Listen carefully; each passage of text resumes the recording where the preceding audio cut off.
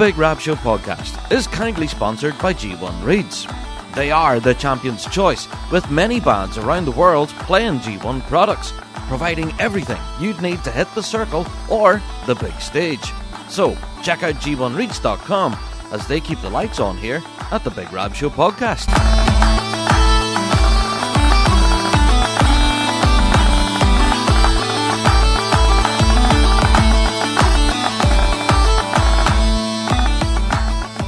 Hello there, everyone, and welcome to another Big Rab Show podcast. How are yous, everyone? Hope you're all keeping well out there in bagpiping land. Yeah, no matter where you are now, tuning in, hope you're all keeping well. Yeah, now the weather here, particularly in Northern Ireland, has been really quite scorching. It's been really hot and sunny, and we're getting a proper nice summer at the moment. So, yeah, I think that's lifted everybody's mood, and you might see that reflected in the rest of this week's show. Or will you?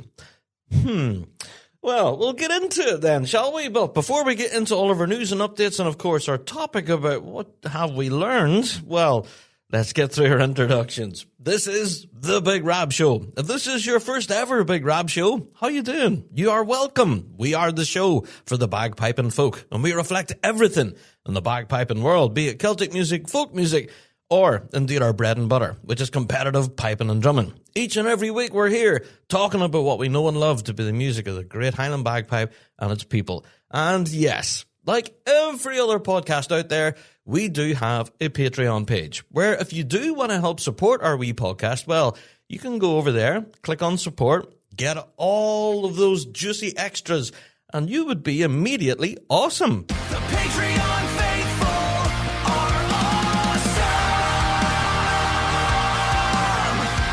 Yes, they are. So click that button. Go and check it out. The Patreon faithful are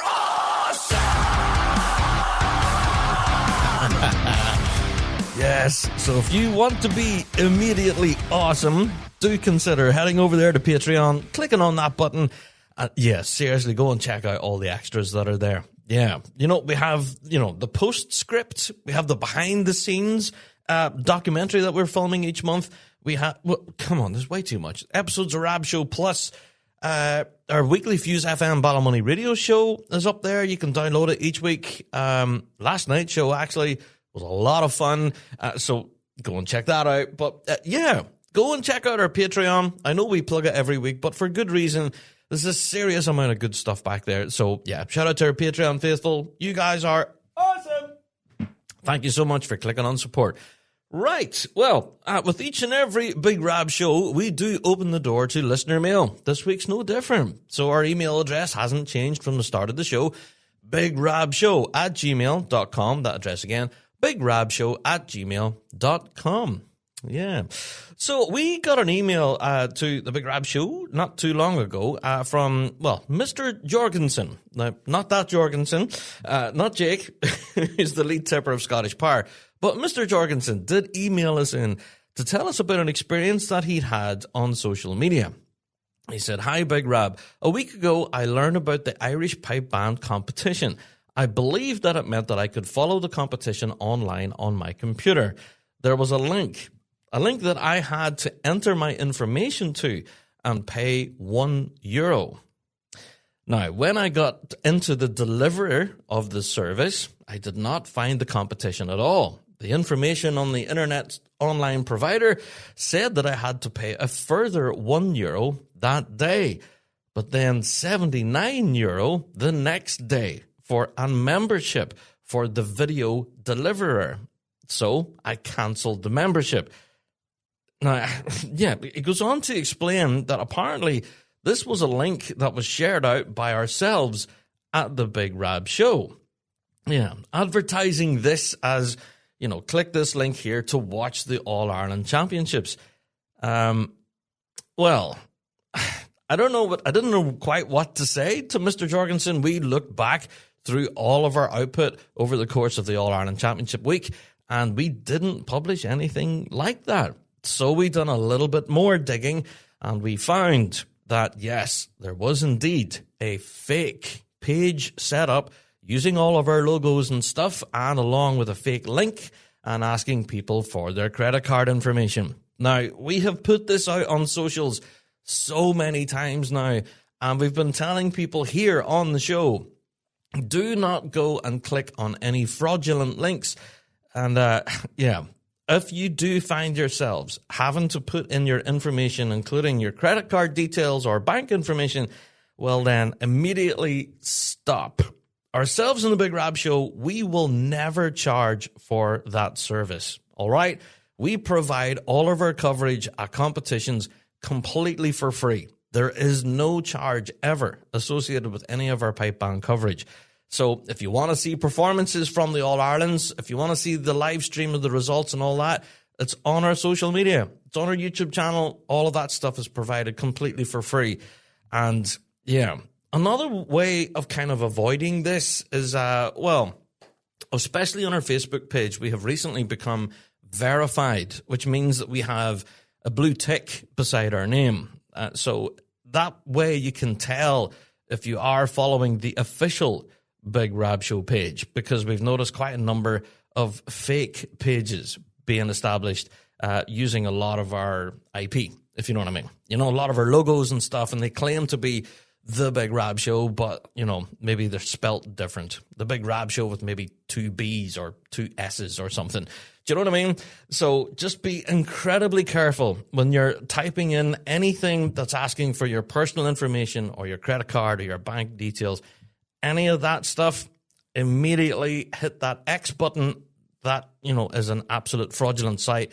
And that's all we can do to tell people, please be so careful when you're trying to source pipe band coverage online. If you do find yourself putting on your payment information for the likes of a live stream from a pipe band competition, then perhaps think twice before entering those details. Now, we did pick up again with Mr. Jorgensen, and we did explain all of this. You know, we went back and told him about our research and everything. And yes, that indeed was not us, and that he should tick up all of this with his credit card company or his bank and everything, which he did. And thankfully, the money had been refunded and there's been no further harm. But it could have been a very different story had he clicked on through and perhaps paid that additional €79 that the fraudulent site was asking for. Could have been a very different story. So yeah, thank you, Mr. Jorgensen, for contacting us. He did ask us for a refund. However, it wasn't us that charged the money. And at the end of the story, the bank actually refunded the money. So there you are. So I'm glad managed to get sorted. But again, it's a tale that I wanted to tell at the very beginning of the pod, that with future competitions coming up, yeah, we will be covering things like we normally do, and those services will be provided for free. We will never charge for our coverage of the bagpiping world.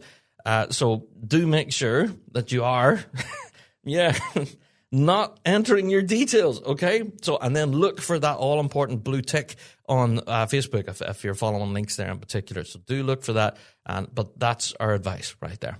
All right, let's move on. We got another email here from John, and he said, hey, Big Rab, in your mentioning of the draw for the Worlds this year, the first band in Grade 4B, Heat B, oh, you're talking about the Wild West, John? Yeah. As you're talking about Grade 4B, in Heat B, Knoxville Pipes and Drums. Yes, I remember giving them a shout, actually, yeah. He says, this was J.D. Ingram's first band. Oh, I didn't know that. The voice of Weekly Drone started in Knoxville Pipes and Drums. That's brilliant. There you go.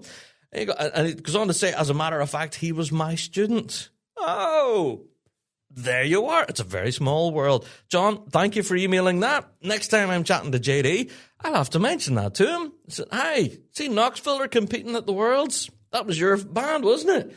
There you go. Small world. Thank you, John, for emailing that, and appreciate it. All right, got another email here from Ian. He says, hi, Rab, love the show. Thank you, Ian. He says, it's great having all these playlists of Grade 1 bands, as I love listening to them as much as the next person.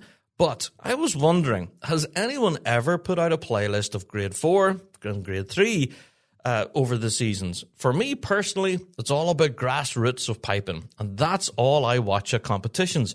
So it's what I want to listen to in the car. I'm just curious. That's all. And that came in from Ian. Ian, thank you for your email. And yes, playlists. Whenever we put out videos from competitions, We don't just include the top flight. We do our best to, film other grades on the day as well, Yes, granted, we do film grade 1 if there is a grade 1 competition, but we do try to get the other grades, 2, 3, 4, whatever's happening on the day. If we have the time and the availability, we point a camera at it. And you will see evidence of all of that up on our YouTube channel. And yes, we do create playlists of the competitions that we attend. A lot of people don't seem to know that.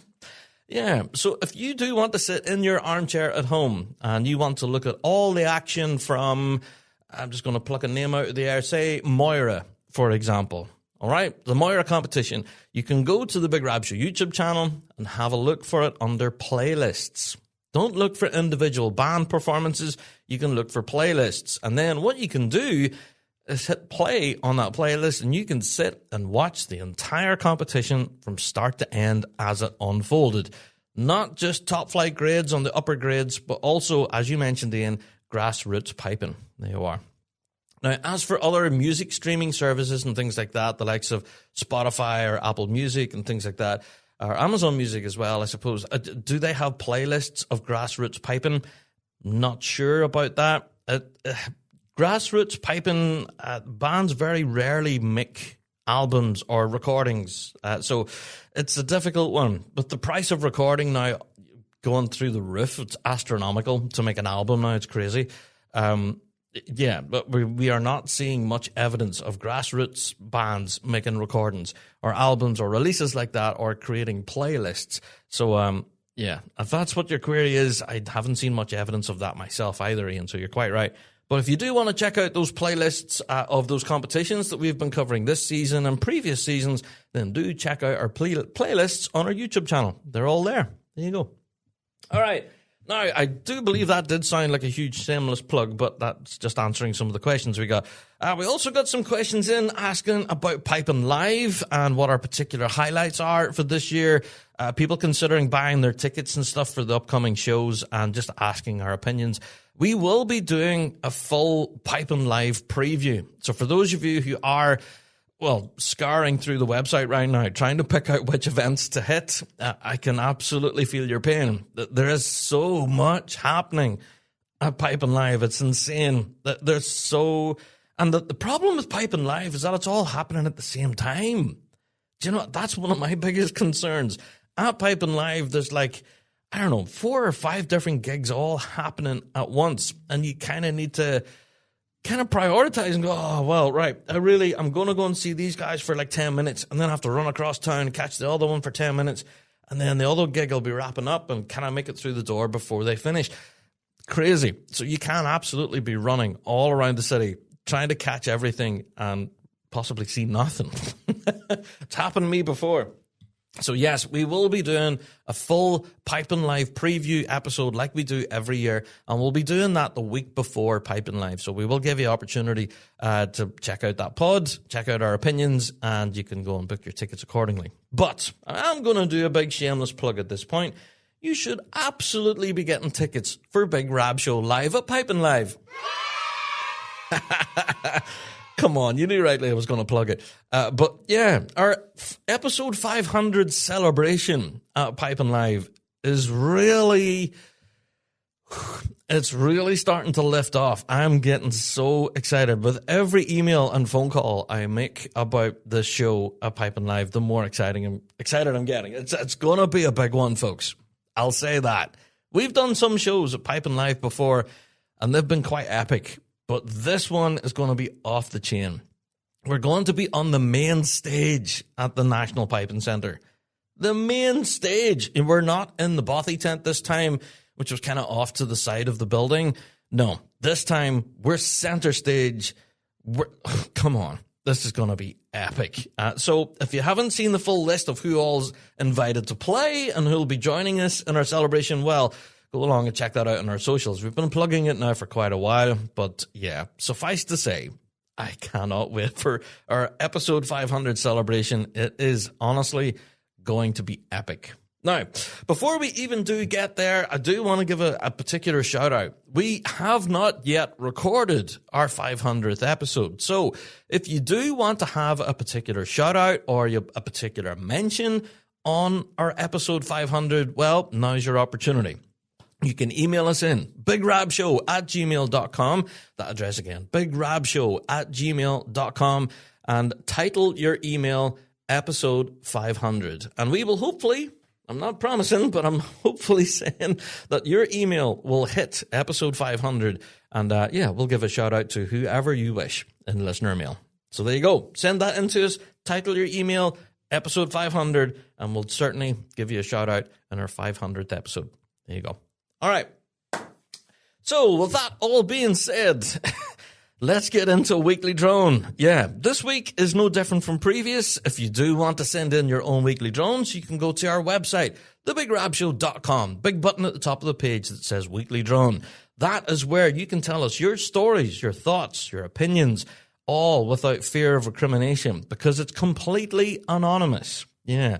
And each week, we send off our weekly drones to JD, who, sits and reads them in his house and then sends them into us here to have a listen to. So, JD, this first weekly drone for this week is called Venue. What's this all about?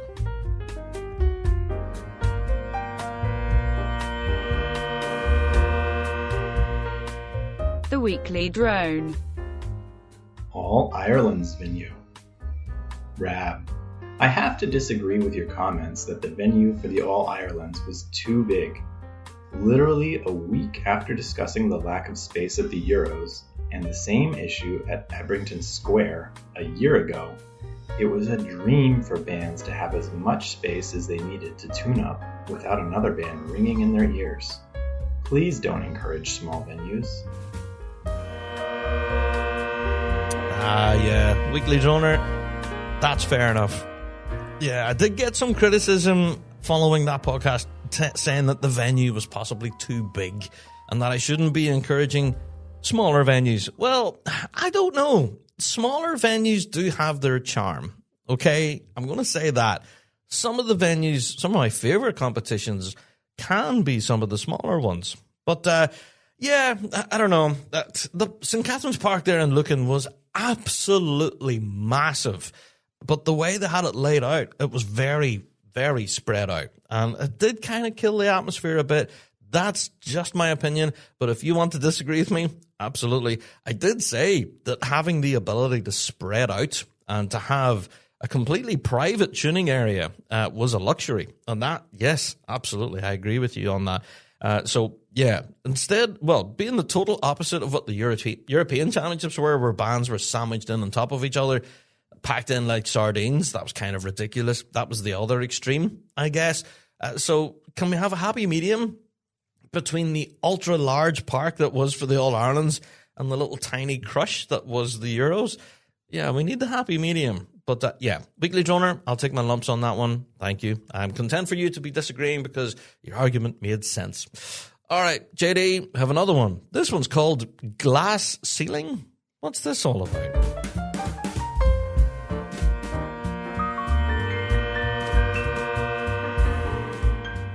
It's the Weekly Drone.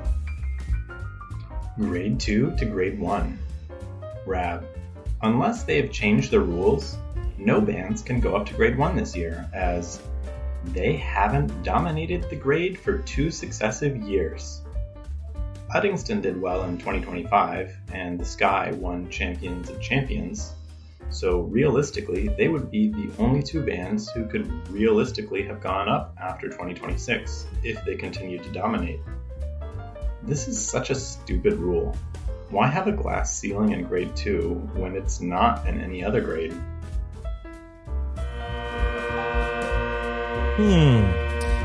Weekly Droner, that's a fair question. And yeah, we did speak about this whenever we were talking about upgrades and downgrades and all of that. The decisions at the tail end of last season, and a lot of people were scratching their heads thinking, well, hold on, should we not have seen a few more bands from Grade 2 actually pushed into that top flight? We did say at the time that perhaps a push into the top flight at this stage could be too much too soon. And there was this common belief, as our Weekly Droner has, that a band needs to be dominant in Grade 2 for 2 seasons before they will get that push. Now, as for that actual ruling, I haven't been able to see that written down anywhere. Yeah, I've been looking through various documentation and stuff and trying to find this. You need to tick all these boxes in order to gain an upgrade. And that jump from grade 2 to grade 1 is so huge. Yeah, surely there's bound to be more than just a simple tick box exercise. Right, you've been winning every prize this season and last season, bingo, you're upgraded. I don't know if it is as straightforward as that. Yes, having a glass ceiling, that does appear, to be, everyone's been talking about this glass ceiling in grade 2, but I think it's possibly, now I'm going to go on the record here, I do think it's possibly being our music board being incredibly cautious. Yeah, they're perhaps very aware of that jump from grade 2 to the top flight is a big one, and they don't want to push bands too far too soon. So that's a consideration right there. But yes, you are quite right. There has not really been one band dominating things with every competition. Yes, there's been bands that have always been in the conversation for the top 3. Absolutely. Can't deny that. Grade 2 has been a stellar year with some bands absolutely, becoming the cream of the crop, if you know what I mean, with the names commonly being in the conversation. But there hasn't been one clear band that it's just lifting everything. And that's what makes the ridiculous grade so entertaining. It is so challenging. And I don't know. Will we see bands being upgraded from grade 2 to 1 this season? I don't know. That's on the music board to decide. I don't know if prizes and success in the circle is absolutely everything that they look at. I think they look at a lot of other factors as well. Not just, all right, they won X amount of majors, so that's it, they're upgraded. I don't believe it's just that simple. I think there's a lot more in that conversation than simply success or competition. Anyway, an interesting conversation, that one, Weekly Droner. But yes, you're quite right. Is there any one band absolutely dominating grade 2 this year and should absolutely get an automatic upgrade? I don't know. That's a conversation for another show, I guess. And we will cover that at the end of this season when everything's said and done in Glasgow, and then we get those eventual regrading decisions from the music board. So we'll see how that runs, won't we? All right, JD, this next one doesn't fill me with happiness, this title. This title says Ego. Oh, boy.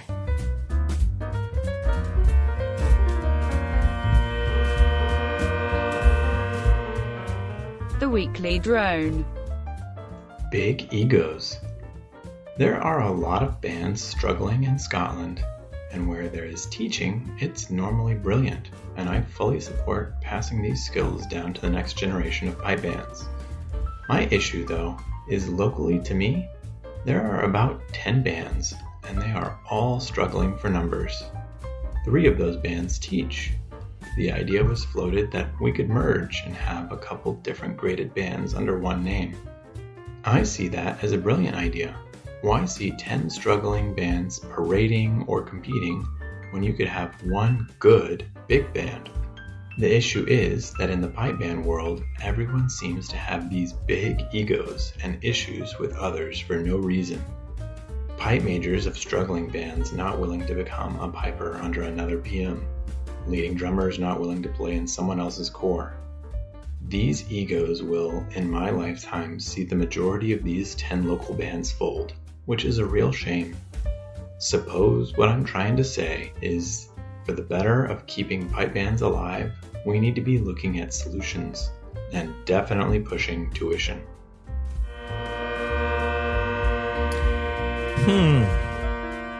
Wow.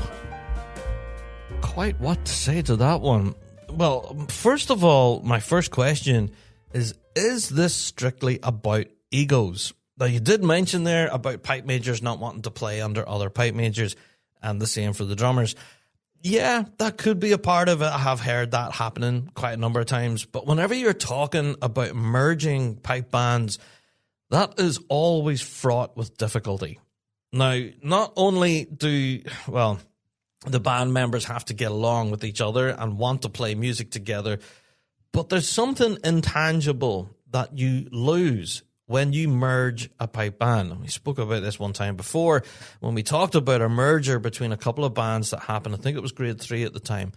And whenever you merge a pipe band together and to form one big pipe band, which essentially is a brand new band, well, so to go from 2 to 1, you lose all of that history that the previous 2 bands that existed used to have. And a lot of those, well, smaller bands, as you mentioned there, that there was 10 within your area, a lot of those bands have their own stories. I'm sure a lot of them were established a long time ago and have a storied history with memberships and, prizes won along the way and family ties to the area, stuff like that. And you would lose all of that history, connection with the local area. You lose all of that when you merge to form a new band. And for some members, that loyalty to their home band can be just too much of a pull to want to give it up. Does that make sense?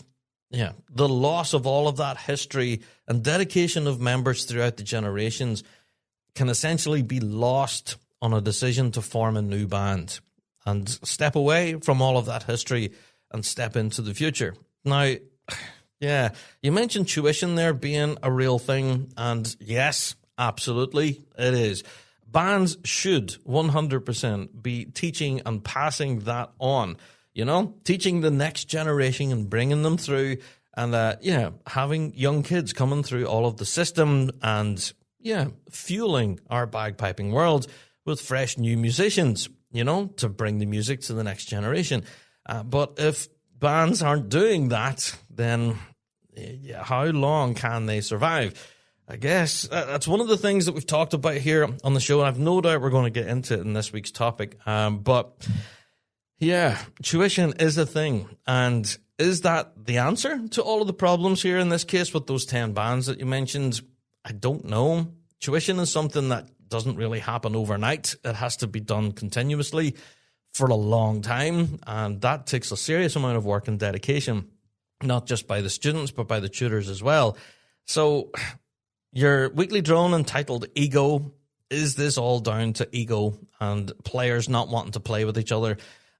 I would hazard that there's more to the story here. I don't think it is strictly ego. Yes, absolutely, that could be part of the story here. There could be people there that are just being incredibly difficult and they don't want to play with X pipe major because they believe they're a better player, for example. So that's a thing. I'm not going to deny that it isn't. But it's an interesting dynamic, that one. Losing all of that history to form one big good band, as you put it. Well then, what about all the other players that are perhaps left behind and not good enough to play in that one big good band? Where did they go when the band that they used to play in is now no more? Interesting story, that one, Weekly Droner, and I've no doubt we'll get some more strong opinions on that one. That's a good drone right there. All right, JD, I think we have time for one more before we get into the news and updates. This one's called Youths.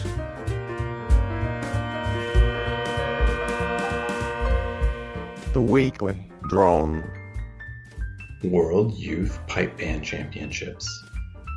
World Youth Pipe Band Championships doesn't quite feel like the Worlds, only staying on the day of the contest on a Friday, mind, for about 3 hours, then getting the results and leaving.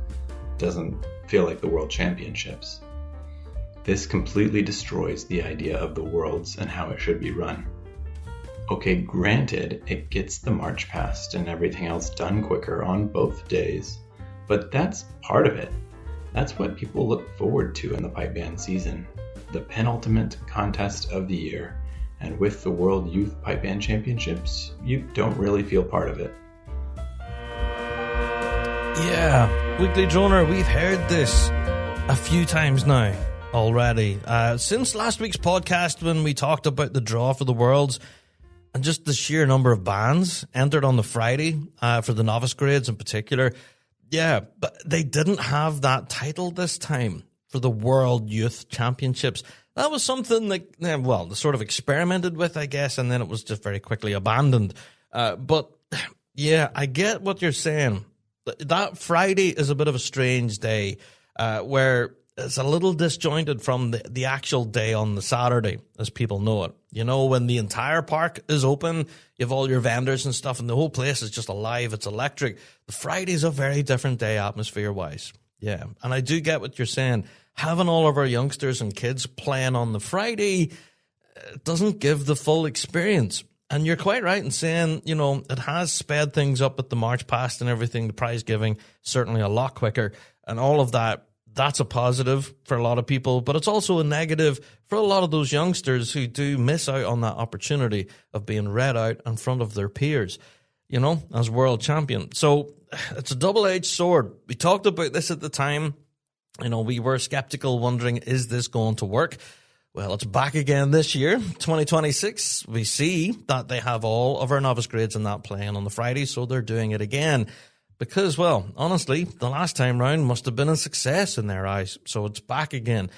So there are those out there that love it and say it's brilliant to give all of these amazing kids their own day, but there are those out there, like our weekly droner, that say that this detracts from things. It doesn't feel like the Worlds when everyone's not competing on the Saturday. Now, I have to say, the Friday at this year's World Championships has developed now considerably. It used to be simply grade 1, and that was it. You got your MSRs in the morning, your medleys in the afternoon, and we all went home. Now it's a lot more involved. We have not all of the action from grade 2 to enjoy, as well as all the action from grade 1 and our World Youth Championships, to coin the phrase. So the Friday at this year's Worlds, I think it's going to be quite action-packed. Now, will we see that reflected in the park itself? Will they actually open more of the park to allow bands to have more space? Because that was kind of a problem last year. Bands were sort of on top of each other. We had all of our grade 1 big guns down the hill by the front gate under the trees, thumping out blistering tunes over there, but then not too far from them because, well, there wasn't anywhere else to go. We had a lot of our novice and our juvenile and all of those bands were all, you know, tuning up next to them, and it was all quite crushed. Now, definitely not as crushed as what it would be on a Saturday. The Saturday's just insane. Bands everywhere. It's a wonder you can even hear yourself think. But, yeah, it's definitely a consideration. Will they open more of the park on the Friday now to allow our grade 2, our novice bands, and our grade 1 bands space to tune up? It's going to be an interesting one, that. Yeah. Well, we're heading there. I can't wait. It's only going to be a few weeks from now, believe it or not. The point of me talking to you, it's just around the corner, folks. So we'll be there before we know it. But yeah, we'll see that, how it all pans out. And this World Youth Championship will continue to follow how this develops in future. But that weekly droner right there, not a fan. If you do want to send in your own weekly drone, of course, you can do. Go to our website, thebigrabshow.com. Big button at the top of the page saying weekly drone. Let us know your thoughts and feelings on anything we've spoke about on this podcast or any previous ones, and we'll bring it to a future episode. All right. Folks, I think at this point, I'm going to take myself a wee break, but I'll be right back with all of the important news and updates. Ever wish you had a piping teacher on call 24/7? Well, now you do. Introducing the Interactive Player, a game-changing new practice tool at Dojo University. Play along with world champion pipers while the notes on your sheet music light up in time. Loop tricky phrases, slow down tough sections, zoom in to focus, and build speed automatically. It's like having a teacher right in your practice room, showing you how to master every tune at your own pace. So, sign up for a free trial today at pipersdojo.com and start learning smarter with Dojo U's Interactive Player.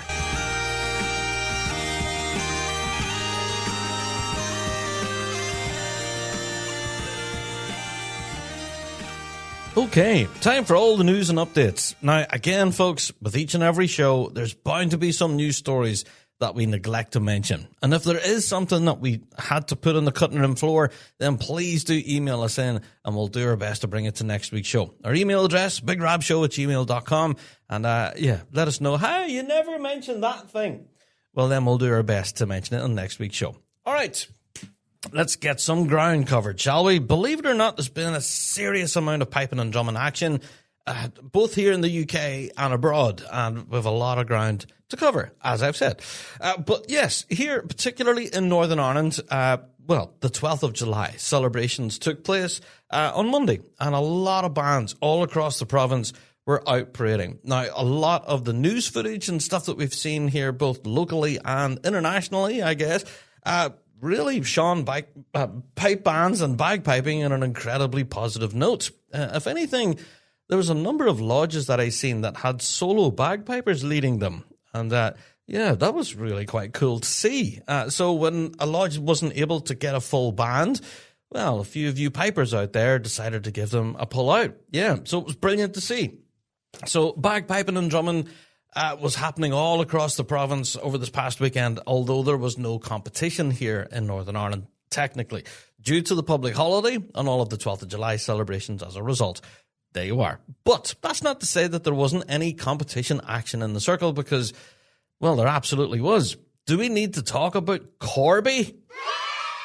Oh, my word. Talk about a brilliant competition. Yeah, the Corby Highland Gathering took place this past weekend, and yeah, thankfully we had Big Rab Show team member Ewan was there filming all of the action for us, and yeah, I'm so glad he was there, because some of the performances he managed to capture here was just electric. So yeah, shout out to all of our bands who were in action at Corby this past weekend. Yeah. Now, if you are anyways interested in seeing these performances, you can do. Head along to the Big Rab Show YouTube channel. They are up there now. Go and have a watch at them. Honestly, I'm going to give you some of my particular highlights for ones that you should check out. But yeah, the Corby Highland Gathering was, yeah, really a hard-fought contest, to be honest. And yeah, I'm going to mention some of my favorites. All right. Let's get into the results then. Now, there was all sorts of piping and drumming action. There was mini bands, there was solos, there was quartets. There's a lot here to get through, but I'm just going to stick with the bands. All right. Starting with Grade 4B then, and winners on the day were Reading Scottish. Yes, congratulations, Reading. Yeah. In second place was Hampshire Caledonian. Third place was Nottinghamshire. And fourth place was Blackwater Thistle. There you go. That was your Grade 4B competition. Moving on to Grade 4A then, winner on the day was the Rat Eye Pipe Band. Now, people keep telling me I'm pronouncing that wrong, but that's correct. I've had it on good authority by actual members from the band. That's how you say it, the Rat Eye Pipe Band. So they lifted Grade 4A. Well done, folks. Second place was Reading Scottish, and in third place was Nottinghamshire. There you go. All right, let's move on to Grade 3 then, starting with the MSR competition, and winners on the day were Macanta. Yes, done so quite convincingly as well. Very strong performance in the MSR run. Yeah, in second place was the Rat Eye Pipe Band, who played up. Yeah, and then we had Nottinghamshire as well, were in there challenging. There you go. So well done to Macanta, lifting the MSR. Moving on to the medley competition then, and this honestly was a big highlight for me. I really enjoyed the performance from Macanta. They lifted the top spot in the medley competition as well. And yeah, go and have a listen to Macanta's medley. Very enjoyable stuff. I've been telling folks about Grade 3A bands and what they've been doing musically. Well, Macanta are one of them. Go and have a listen. All right? Mark my words. In second place was the Rat Eye Pipe Band. Yeah, and the tone we got from Rat Eye actually here in the Grade 3 competition was really singing by that point in the day. Well done. Yeah, in third place was Reading Scottish, and in fourth place was Nottinghamshire. There you are. So the Corby Highland Gathering was one that would have ordinarily kind of flown under the radar for a lot of folks, but yeah, we were keenly aware of this. Ewan managed to attend the event last year, and we seen the competition on offer here at Corby, and yeah, we said, Ewan, you have to go again, mate. And well, if anything, he was already planning on going. We didn't need to tell him. So, yeah, just shout out to everyone there at the Corby Highland Gathering. It was just a pleasure to attend. Ewan had the best time. So, yeah, and shout out to all the bands as well in the circle who were playing. Well, the conditions were incredibly sunny, and I've been told that it was really warm as well. I don't know. This seems to be, I'm giving weather reports on the Rab Show here all the time, but that does affect things. And it was a challenging day on occasion to get sound and all that. But yeah, those bands that hit the circle absolutely timed it to perfection, and absolutely a lot of them were sounding sweet on the day. So yeah, shout out to all of you there at the Corby Highland Gathering. Very enjoyable stuff. All those performances are up on the Rab Show YouTube channel. Go and have a watch at them. And yeah, just a lot of great piping action there in Corby. All right, let's move on. Let's talk about, well, I'm going to probably pronounce this incorrectly. All right, and forgive me if I do. But I believe, was it pronounced the Sagat Valley Highland Games? Is that stuff that Rab got wrong? Stuff that Rab got wrong. Yeah, quite possibly. But yeah, the Sagat Highland Games took place this past weekend in Mount Vernon in Washington, which is way easier to say. But as part of this event as well, there was also the Gordon Duncan Memorial Kitchen Piping Competition. We'll talk about that in a second as well. But before we get to that, we want to talk about the bands. Yeah, starting off with Grade 5, an overall winner on the day were Northwest Junior 5. Yes, well done. Moving on then, we'll move on to Grade 4. Overall champions were Northwest Junior 4. To be precise, all right? You have to be careful with the numbers. Yeah. In second place overall in Grade 4 were the Keith Highlanders. Yes. In third place were the Cascadia Pipe Band, or Cascadia Pipe Band, depending on how you want to pronounce that. Is that stuff that Rab got wrong again? I hope not. In fourth place was the Robert Malcolm Memorial, and that was your Grade 4 competition. There you go. Moving on to Grade 3, well, there was only the one Grade 3 band in the circle, and yeah, winner on the medley and the MSR competition was Grayling Crossing. There you are. Well done. I have seen the medley performance from this, and honestly, wow. Okay, I know I'm singing the praises of Grade 3 bands right now, but trust me, you should go and listen to them because they're absolutely blistering. Anyway, so shout out to Grayling Crossing. Such a good performance at the Sagat Valley Games. Just very enjoyable stuff. Moving on to Grade 2, then we had the Cascadia Pipe Bands in the circle, and they lifted the medley and MSR. Again, just playing for a bit of a showcase, but we'll give them a yay anyway. There you go. The Cascadia 2 band, to be precise. Give them the right numbers there, Rab. All right. So, and then, of course, there was a Grade 1 on the day with Simon Fraser University stepping into the circle in Grade 1. And if you haven't seen those videos yet from the Simon Fraser, they actually published them themselves out on their socials. Now, I don't quite have the words for what the Simon Fraser University produced at the Sagat Valley. If you haven't seen it yet, I'm not going to even give you a descriptor. Go and have a watch for yourself. Do make a point. Go and have a look at Simon Fraser University on their social media and their videos that they published from this past weekend, and then come back to me. And yeah, see if you can find the words for this, because I can't. I certainly can't. Anyway, so yes, there was quartets and that available on the day as well. There was also a drum corps competition where they were playing drum fanfares. That's a bit of fun. Right, let's get into that Gordon Duncan Memorial Kitchen Piping event. And yes, this was judged by Ali Hutton and Finlay McDonald. So, yeah, I was really looking forward to seeing performances from this. Now, unfortunately, I haven't seen any of those yet. So I'm hoping that someone out there has a little bit of video footage from this and that we can enjoy it. Yeah, but let's give a shout out to our champion, winner of the Gordon Duncan Memorial Kitchen Piping event, Cameron Bonner. Go on, Cameron. Yes, well done. Now, he also picked up the Sky Memorial Jig Piping as well, so he lifted that as well. Yeah. So also other solo piping events took place. Of course, the Pembroke 2-4 March, the Spey Reel, all of that and various different gradings. I have to give a mention to the open grade. Overall champion was Alistair Lee. Go on, Alistair. Yeah, so he competed at all of those. He lifted the 2-4 March, the Strathspey Reel, and the Hornpipe Jig. However, he finished third in the Pembroke, just behind Zephan Nicol and Cameron Bonner. Yeah, but that was still enough to pull him into that top spot in the overall title winning for the open grade and the solo piping. There you are. So this Sagat Valley Games, again, forgive me if I am pronouncing that incorrectly. I'm not doing that on purpose. But, yeah, the prize money on offer at this was just kind of ridiculous, by the way, as well. Serious money. But yeah, well done to everyone who competed at this. And in particular, if you haven't seen that medley performance from Grayling Crossing, go and watch that. I really enjoyed it. And of course, the Simon Fraser University And of course, Cascadia as well in grade 2. I don't know. So many good bands competing that day. Such a great competition. Well done to everyone involved. There you are. All right, let's move on. Now, there's another competition that took place this past weekend in Nova Scotia. And again, it's going to be a difficult one for me to try and pronounce. But as long as you know I'm not doing it on purpose. Right. Is it the Antignosh? Right. Antignosh competition that took place in Nova Scotia. We're just going to refer to it as Nova Scotia, all right? Because it was known as the Nova Scotia Championships, okay? So forgive me if that was absolutely... Yeah, I didn't do it on purpose, but it's the 161st Antignosh, whatever.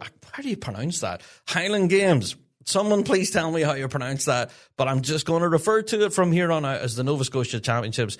That's what it was known as. But yeah, this took place over this past weekend, and some of the action from this I haven't been able to see. There has been very little in the way of actual video footage from this or recordings in general. So that's been a challenge right there. So, well, let's talk about the Nova Scotia Championships, which took place on the Saturday, first of all, because it switched on the Sunday. Let's go, first of all, to Grade 5, and winners of the March Medley competition were the College of Piping. Yes, well done, College of Piping. Moving on to Grade 4, MSR winners were the Saskatoon Police. Now, did I pronounce that correct? I hope so. So that was Grade 4 MSR. Well done. Into Grade 3 then, winners on the day were the College of Piping, Grade 3. That was their MSR. Well done. Yes. And looking at Grade 2, winners on the day were Dartmouth and District. Yes, give them a yay as well. Why not? Well done, Dartmouth and District. And yeah, their Grade 3 band from the College of Piping played up, and they finished in the runner-up spot there in Grade 2. So that was your Grade 2 MSR at the Nova Scotia Championships on the Saturday. So I did say that it changed then for the Sunday. It's no longer the Nova Scotia Championships. It now changed to the Atlantic Canada Championships. I could read my show notes. Well done, me. But yeah, starting with Grade 5 medley for that Sunday competition. Winners on the day were St. John Caledonian. Yes, well done, St. John. Grade 4 medley, then on the day on the Sunday, went to Saskatoon Police. Yes, well done. Grade 3 medley went to College of Piping. Well done. And then Grade 2 went to Dartmouth and District. And that was your Atlantic Canada Championships. Now, there was a wealth of solo piping in that on offer as well. Way too much for me to get into. But yeah, there's a full listing here of all the results of everything. If you do want to go and check them out, they have been published online. There you are. So again, forgive me if I did pronounce that incorrectly. I did not do it on purpose. But yeah, the Nova Scotia Championships and the Atlantic Canada Championships took place this past weekend, and well done to all of our prize winners. There you are. Right, I'm going to stick with Canada for a little while because there was a news story that dropped just last week about a competition that we were particularly looking forward to. The Cambridge Scottish Festival in Cambridge in Ontario. It's kind of seen as one of the biggest competitions there in Ontario, and we were really particularly looking forward to this. Yeah, this was all going to be happening this weekend, July 18th, but last week we got the announcement saying that the games have been cancelled. Yeah, so not even the week before, and we got notice saying, nah, that's it, games aren't happening. And at the time, there was absolutely no reason for it. It was just, that's it, the festival's cancelled, not happening, folks. And that was it, radio silence, absolutely nothing. Well, we found that the following day, and we were waiting on updates. Are you going to tell us what happened? Why is it cancelled? What's going on? Well, as it turned out, there was a local media report that went out on, national television, I think, there in Canada, that talked about the cancellation of the Cambridge Highland Games. And they spoke about the reason being a lack of volunteers to help make the event possible. Now, it certainly wasn't for a lack of band numbers. However, there has been noted reports saying that numbers of spectators has been down and continuing on that downward trend. So, yeah, that was worrying. But what we were hoping is that you would see a large entry of bands wanting to duke it out in the circle, and then hopefully that would see a bolstered number in spectators wanting to attend the event. Now, I don't know if it's official or not, but this is Has this been known as the Canadian Pipe Band Championships? That could be stuff that Rab got wrong right there. Again, but that's what I have on my show notes here, that I do remember this being referred to as the Canadian Pipe Band Championships.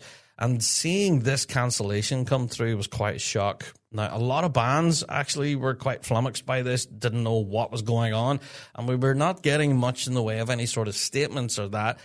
I think what we did get, we got a bit of a statement on pipesdrums.com from the PBBSO president, Malcolm Bowe, and he went on pipesdrums.com to say the cancellation of the Cambridge Scottish Festival at such short notice leaves a huge gap in our solo and band competition schedule. Yes. We know that. It goes on to say, we had record numbers of entries in both, and we hope that the Cambridge Games Committee can regroup and come back stronger. But there was no reason given as to why it was cancelled. So tons of rumors, all of that, as you can imagine. The keyboard warriors were out in force, but yes, this news report by a local media outlet put it down to a lack of volunteers. Now, that has not yet been corroborated by the PBBSO. So is that the case? We don't know. We can neither confirm nor deny, but we're just saying that's what that media outlet reported. And as you can imagine, the storm still continues. If you're listening to my voice right now, there are people online right now flinging dung at each other all about this. Obviously, it's a huge loss for the Ontario scene. This event was looked forward to, not just by the folks there in Ontario, but for us here. Hello, on the Rab Show. We were absolutely looking forward to this one. But hey, that's what happens. Sometimes the plug gets pulled and no idea why. Anyway, it's a huge loss to all of those bands that were entered. I guess, I don't know, maybe hold a Saturday practice or something over the weekend. I don't know.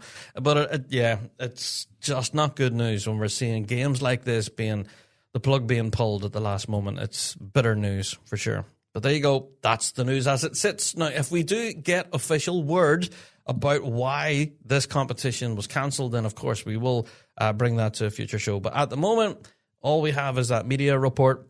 It's anyone's guess. All right, let's move on. Let's get into more competition results then, shall we? Well, thanks to the Bagpipe Association of Germany, there was a competition that took place in another town that I can't pronounce. Oh, my German is terrible, and I don't know if I'm going to try and pronounce this. All right, I'm going to try it. All right, now, I don't do this on purpose. I feel terrible today. Right. I'm not doing it on purpose, I promise. All right. The competition that took place this past weekend on July 11th was in Angelbachtal. Angelbachtal? Is that correct? It's probably not correct, but I give it a good stab anyway. But yeah, the competition took place on July 11th, and I've seen a couple of videos from this. Not a lot of them. A couple. But right, let's go through the results. Starting with Grade 4 MSR, winners on the day were Heidelberg and District Pipes and Drums. Well done. In second place was the Riverside Alliance Pipe Band. Yes, and I'm very aware of both those bands. It was great to see them. There you are. Moving on to Grade 4 March competition, winners on the day were the Riverside Alliance. Yes. Second were the Clan Pipers from Frankfurt. So Clan Pipers Frankfurt. Well done. In third place was the Alba Pipe Band. And in fourth then was the Bagad Kiz Avel. Yeah, so I can only assume that they travelled from France to compete at this. Excellent stuff. There you go. Moving on, I do want to briefly mention the Grade 5 there. I'd kind of done that in reverse order, started with Grade 4, didn't I? Let's go into Grade 5. In the top spot, winners in Grade 5 were Heidelberg and District Pipes and Drums. Where's my audience? There they are. Thank you. All right. In second place were the Clan Pipers Magunta Cooperation Pipe Band. Now, see if I'm pronouncing things incorrectly. Please send me angry emails and say, Rob, you butchered our name, you clown. I'm not doing it on purpose. All right. In third place in Grade 5 were the Wine Street Pipe Bands. I like that title there. That name, Wine Street. Very cool.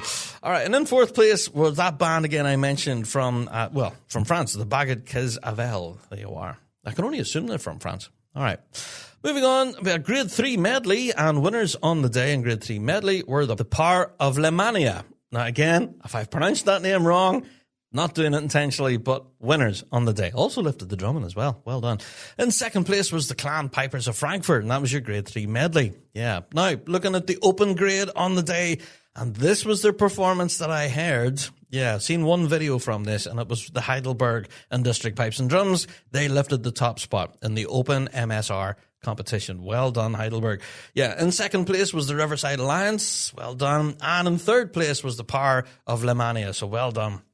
That was your open grade. So, yeah, that competition, I'm not going to try and pronounce the name again, but, yeah, all of that footage hopefully will see the light of day. We are starting to see the performances being published. I mentioned that one there from Heidelberg and District. Yeah, I'm very keen to see a lot more action from the Germany scene, because I do believe there's a lot of bands in here that can thump a tune, and a lot of names that I recognize as well, like Riverside Alliance. Yeah, Clan Pipers of Frankfurt. I've seen these names, and definitely worthy of your attention for sure. But yeah, well done to everyone there at a competition location that I can't pronounce correctly. There you go. All right. Well, let's get into the South African scene then, shall we? Because this past weekend seen, the Benoni Highland Gathering, which is kind of seen as their end of season championship, where everything gets totted up. And, well, we call it here in the UK, we call it the Champion of Champions, don't we? Yeah. So, right, let's get into the actual results from Benoni, and then we'll get into the actual Champion of Champion results then as well. So, kicking things off, and winners of the Novice Juvenile grade were Benoni. Yes, they picked up both the March section and the MSR. They are for the overall title win for Benoni. Well done. Moving on to our juvenile grade then, winners on the day overall were Patora Boys. Well done. Lifted again, both the MSR and the medley selection, so quite a convincing win there. Well done, Patora. All right, moving on to grade 4 then, and winners on the day overall for competition, well, both March and MSR competition, Transvaal Scottish. Go on, the Transvaal. Yes, lifting the grade 4. Overall. And then the overall second place finisher were Patora Highlanders. Yes. In third place was African Sky. Then in fourth place, we had Benoni. There you are. And that was your grade 4. Moving on to grade 3 then. Winners on the day at the Benoni High School Games were the Patora Highlanders. Yes. Well done. And in second place was the De La Salle Combined Band. Yes, well done. And in third then was the African Sky. There you go. That was your grade 3. Moving on to grade 2 then. And overall champions on the day at Benoni was Benoni Mactala. Yes, a home win for Benoni. Well done. In second place overall in grade 2 was the Cumberland 1645. There you are. In third place was the Transvaal Scottish. There you go. So, yeah, that is your overall results from the Benoni Games themselves. But, as I've just mentioned, this is kind of seen as the regional kind of final of anything. It's kind of the regional championship of everything. So this is the Champion of Champions for our South African season. Let's go through it. Who was crowned as champions? Well, overall Champion of Champion for the Novice Juvenile was the De La Salle Pipe Band. Yes, well done, folks. And then the juvenile grade winners were St. Benedict's. There you go. Yes, grade 4 went to the Transvaal Scottish. Well done. Grade 3 then went to the Patora Highlanders. And then in grade 2 were Benoni Mactala. And I'll give you all a cheer there. There you go. So, yeah, all of these results, including all of their summary sheets, all of the breakdown from Benoni and for the regional tables and all of that, they're all published now on Pipe Bands Association of South Africa. We will catch up with our South African correspondent, Siobhan, as she'll give us a bit of a rundown as everything that happened there in South Africa. It's been quite an intense season. She's found it quite challenging to actually get recordings from bands as well as being a competitor and a tutor and all of that in her own right. It's been a very challenging year for Siobhan. But we are going to catch up with her and to hear everything that's happened there in South Africa. It's been a packed season. But it's not over yet. We have one more championship left in the South African calendar. We have St. Benedict's, which will host the South African Pipe Band Championships. So it's kind of the big end of season party, all taking place in St. Benedict's College. That's happening the 25th of July. And we're here for it. We can't wait for it. It's going to be one of the biggest ones, I reckon, of the season. That's arguable. But yeah, very much looking forward to this. So who will be crowned 2026 South African champions? No idea. I guess we're going to have to wait and see. But for more information, go along to the South African Pipe Band Association on their socials and their website, which is pbasa.co.za, for all that information. There you are. Plus, we'll catch up with Siobhan ahead of time to find out exactly what's happening there. Yeah. So there you go. It's all happening in South Africa, isn't it? And Germany and America and Canada. It's been a lot. But let's bring things a little closer to home to wrap up the news and updates then, shall we? Well, we got the draw for the Antrim and Newtownabbey Championships about a week or so ago, a couple of weeks ago. We got this draw, and we mentioned it, and we talked about it on Fuse FM. Even last night we were talking about this. Well, today, at the point of me recording this, on the 15th of July, we got an update from the Northern Ireland branch. Now, this competition was due to take place on Saturday the 18th. It still is happening on the 18th. However, it has changed considerably. Yeah. Now, what I mean by that, the changes are not good because, well, there seems to be a considerable number of bands have withdrawn from the competition. Now, yeah, it's kind of par for the course. We know around this time of year that bands commonly take their holidays at this point. A lot of the members have, jet-setted around the world to the sunshine at this time of year. So, yeah, it is commonly known as the mid-season break. And that's where a lot of our pipers and drummers would actually do take a breather. But, yeah, we have a competition happening on the 18th, which is not normally there in the calendar.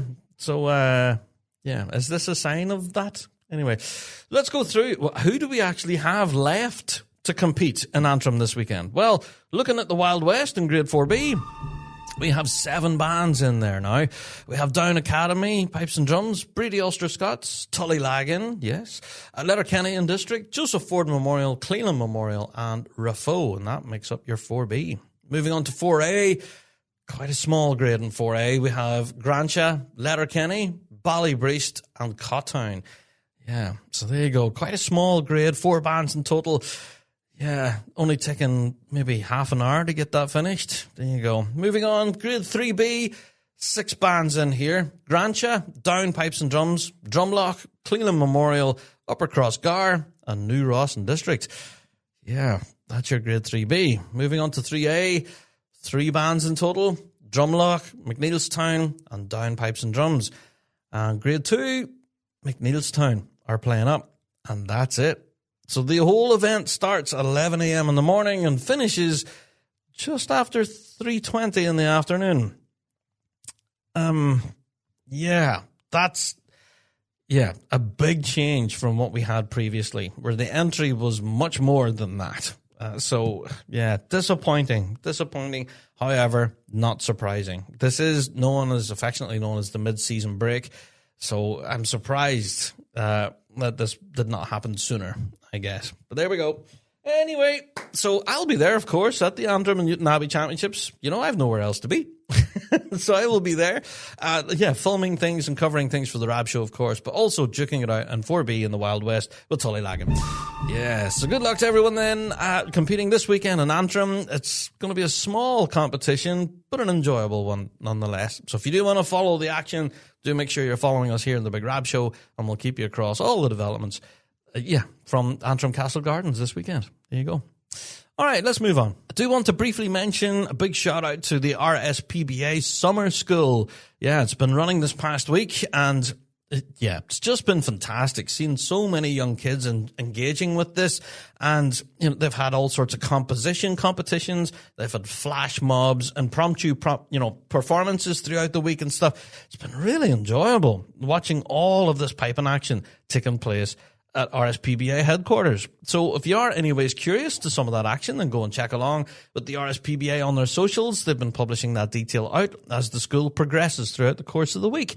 So shout out to a lot of our young talented musicians heading to the school, and you seem to be really paying dividends there. Fantastic. Keep her lit, as they say.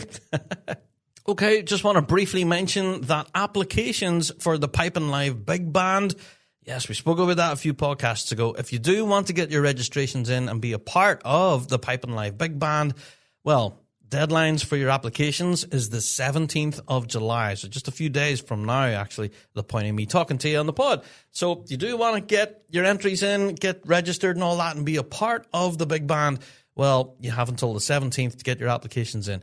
There you are. All right, I'm going to mention something that's really quite special to me. I'm going to be a little bit selfish here, all right? But here, locally in Northern Ireland, we're going to be treated to a brand new series of, well, a show called The Band. Now, this is Series 4, thanks to Double Band Films, will be released here in BBC Northern Ireland tomorrow night to be precise, the 16th of July. And then after that, all episodes will be available on the BBC iPlayer. So, yeah, episode 1 of The Band, season 4, releases on BBC Northern Ireland tomorrow night. Now, the reason it's particularly special for me is, well, I was a consultant on the show. I sort of helped behind the scenes to make this show possible and put forward a lot of the ideas and contacts and all of that. So, yeah, I was sort of helping make this show possible. So that's all, well, the fruits of my labor, which was well over a year ago. I didn't speak about it at the time, and I didn't really tell anybody that I was working on a special little TV project. Yeah, so I was working along in conjunction with Double Band Films as a consultant, and this new series of The Band will feature heavily from the bagpiping and drumming world. There's a lot of great stories here, not just based here in Northern Ireland, but all across, from the United States to Canada to, well, all around. So for all of the information to do with the new series of The Band, go and check it out. We've been sharing it out on our socials after that announcement dropped. And, yeah, you can have a watch at it and say, hey, see that story there? I remember Rab talking about that in his podcast. So, yeah, The Band. I know it sounds like a big shameless plug. I'm dead excited for it. I'm quite anxious as well. I don't normally do a lot of TV work, but this was something I was ticking away on like last year as I was helping piece this all together. And now seeing it actually hit the screens, it's really something quite cool. Now, will I start getting into TV work? I don't know. Like, this is something that's been in the works for the guts of a year, and it was a serious amount of work at the time. And yes, the results have been fantastic. I can't wait for people to see it, but I'm also anxious at the same time because I'm a radio guy, I'm a podcaster. I'm certainly not a television executive by any means. I'm not a TV guy.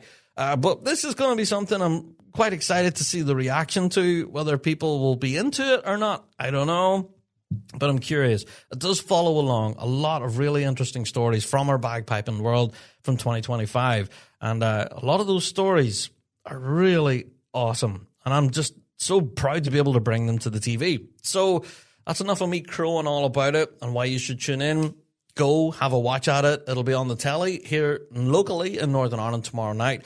And then it'll be available on the BBC iPlayer, hopefully internationally, for everyone to tune in and watch The Band, Series 4. So the first 3 series of The Band are available on the iPlayer, I believe. You can't go back and watch previous episodes of The Band up to Series 3, but the new season is available from tomorrow night. That's the one where I got all sorts of great piping and drumming action in. Yeah. All right, so go and watch that, enjoy it, and then come back and tell me, did you enjoy The Band or not? If you didn't, well, hi, fair enough. We can only try. But I'm hopeful. I'm hopeful that this new season of The Band will be well received by piping fans. There's a lot of great stories here. Yeah, fantastic. So before I wrap up that news story, I do want to say a huge thank you to Double Band Films for having me involved in the project. It was a real eye-opener as to how the TV industry works and how a documentary is actually made, and actually helped inspire our behind-the-scenes documentary that we're making here for the Big Rab Show for all of our Patreon faithful. So again, shout out to the Patreon faithful who do get our monthly documentary now of what happens here in the Rab Show team, the special behind-the-scenes action. It's kind of been inspired by all of my work with Double Band Films. So again, huge thank you to Double Band Films. Go and have a watch at it, The Band, Season 4. Looking forward to that. Okay, well, just at the point of me recording this, wasn't long after the Corby Highland Games, we got an announcement from the Hampshire Caledonian Pipe Band. where they put out an announcement saying that they have an exciting new appointment. Tom Trimby has been appointed as their brand new lead drummer. Yes, I'm sure you might have seen this. Now, Tom, obviously, the last time we were talking to Tom, actually, he was part of the City of Plymouth pipe band. Yeah. So he was kind of one of the spokespersons. He was on that episode of Meet the Band, and we were talking away to Tom all about the City of Plymouth. Well, here he is now. He's now moved and is now part of the Hampshire Caledonia pipe band. Yes. Now, as to what prompted this move, don't know, but if anything, it's an exciting new appointment. And yeah, we wish Tom well. And the folks there at Hampshire Caledonian, yeah, this is exciting. With Tom at the helm at the back line there, we're absolutely certain he'll do some great things. So yeah, best of luck to Tom and everyone there at Hampshire. As to what happens with the City of Plymouth, yeah, we haven't heard any such announcements from the City of Plymouth as to what's going on with them. We do know that they are entered to compete at the Worlds and all of that. So hey, I guess we'll see what happens. But for now, all we have is the news from Hampshire Caledonian that Tom has been appointed as the new lead tipper. So congratulations to Tom and to Hampshire. This is an exciting development. And yeah, looking forward to seeing some future music from you guys. Yeah. Okay, so before I do wrap it up in a nice little bow at this point, I have to mention it has been confirmed that there will be live streaming with commentary from the World Pipe Band Championships on August 15th. Yes, shout out to Bob Worrell, who posted it on his socials there just yesterday, actually, saying that the live stream has been confirmed for August 15th, and he's asking people to send him in shout-outs. You know the way Bob does this every year, and he reads out like, oh, our Jimmy's throwing a watch party, and we have to say hello to all of Jimmy's mates. Well, Bob is now gathering those right now. So shout out to Mr. Christmas, Mr. Bob Worrell, the absolute legend, the voice of the world's live stream. Oh, yeah, he's back again. So I'm so stoked for this. I know I miss it every year, essentially, because I'm actually there in the park. But I try to watch back at it. Yeah. The little clips that you see after the fact, and you get that little clip of Bob at the end, and he sums up his thoughts on what he just heard. And you can tell that Bob is just struggling for words like I do every year. I'm like, oh my word, that was amazing. How many times can you say amazing? So yeah, shout out to Bob. Best of luck for your World Championships commentary. That is a mammoth task, absolutely, but very exciting for piping fans that the live stream is back again. Now, as for the live stream for the day before, for the Friday, not sure as yet. I don't believe that has been confirmed just yet, but we have seen evidence of this in the past, where the production company do take the Friday as a bit of a learning day for their crew, and they run through everything on the Friday. So they live stream stuff thanks to Inner Ear, and they put that out online, and you can watch the Friday action. But then, yeah, the show goes out on the proper BBC on the Saturday. So yeah, as soon as we hear additional information about World Championship live streams on the Friday, we'll certainly let you know. But just to let you know right now, it has been confirmed that the Saturday World Championships in Grade 1 will be live streamed with commentary from none other than Mr. Christmas. Bob Worrell, there you go. So there you go. Some happy news there to conclude our news and updates. Again, if there is anything that we've missed or should have included, please do email us in bigrabshow@gmail.com, and we'll do our best to include it in a future episode. But for now, I think it's time for me to go and get myself a big cup of tea. It's time for the topic of the week.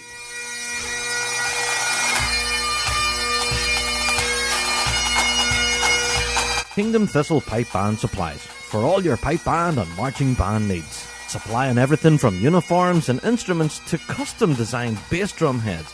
They offer it all. Not forgetting their exclusive Kingdom Ghillie Brogues and George Boots, crafted by bands for bands. Kingdom Thistle provides expert product advice and an industry-leading drum refurbishment service to keep your equipment in top-class condition. Also, shipping worldwide. So, stop by their store in Fife or visit them online at kingdomthistle.com for all your pipe band and marching needs.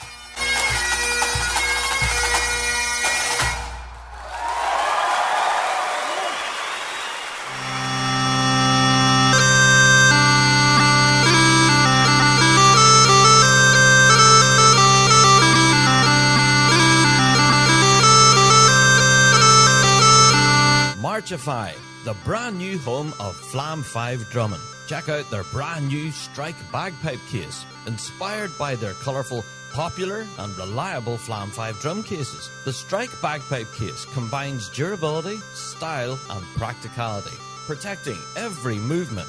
Shop now at marchify.co.uk with worldwide shipping available. Marchify. Every movement protected.